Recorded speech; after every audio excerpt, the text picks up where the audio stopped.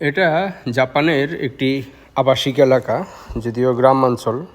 তারা বাড়িঘরগুলোতে শখ করে কিছু পোষা প্রাণী পালে অনেকে সময় কাটানোর জন্য। যে বিড়ালটা বসে আছে বারান্দার পাশে, জানালার পাশে। এই ধরনের কুকুর, বিড়াল এগুলো প্রত্যেকটা বাড়িতেই একটা দুইটা করে পাওয়া যায়, কারণ জাপানে পরিবারের লোক সংখ্যা তেমন একটা নাই, সবাই আলাদা আলাদাভাবে থাকে এবং বাড়িঘরগুলোকে তারা পরিষ্কার পরিপাটি এবং পরিচ্ছন্ন করে রাখতে খুব পছন্দ করে। দু একটা গাছ, ফুলের গাছ, ফলের গাছ লাগাতেও তারা স্বাচ্ছন্দ্য বোধ করে।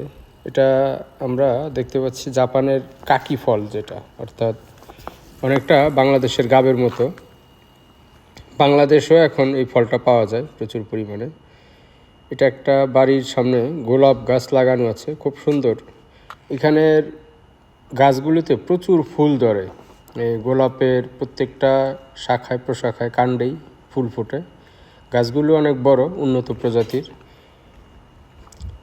জাপানিরা নীরব প্রকৃতির এবং শুনশান নীরবতার মধ্যে বাস করতে পছন্দ করে, যার কারণে এটা একটা আবাসিক এলাকা। এখন বিকেলবেলা, কিন্তু তারপরও কোনো বাড়ির সামনে কোনো লোকজন নেই, কোলাহল নেই, একেবারেই শুনশান নীরব একটি এলাকা। অবসর সময়ে জাপানিরা সাধারণত টেলিভিশন দেখে, খুব কম ভলিউমের সাউন্ড দিয়ে, এবং বই পড়ে, চা কফি খেতে পছন্দ করে। অর্থাৎ অনেকটা ভদ্র নম্র স্বভাবের হলে যেমন হয় ঠিক তেমনটা। এটা কমলা গাছ, প্রচুর কমলা ধরেছে গাছে। এখন যদিও পাকার সিজন না, আরও 1 থেকে 1.5 মাস পরে কমলাগুলো পাকবে। গাছেই পাকবে, গাছেই পেকে তারপরে ঝরে পড়বে।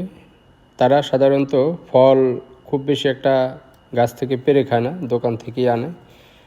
এরপরও কেউ কেউ হয়তো নিজের লাগানো গাছ থেকে শখ করে কিছু ফল খায়, আর বাকি ফল পড়ে থাকে। কেউ কারো গাছে হাতও দেয় না, নিচে পড়ে পচে এবং ওইখান থেকে হয়তো পরিষ্কার করে তারপর ডাস্টবিনে ফেলে।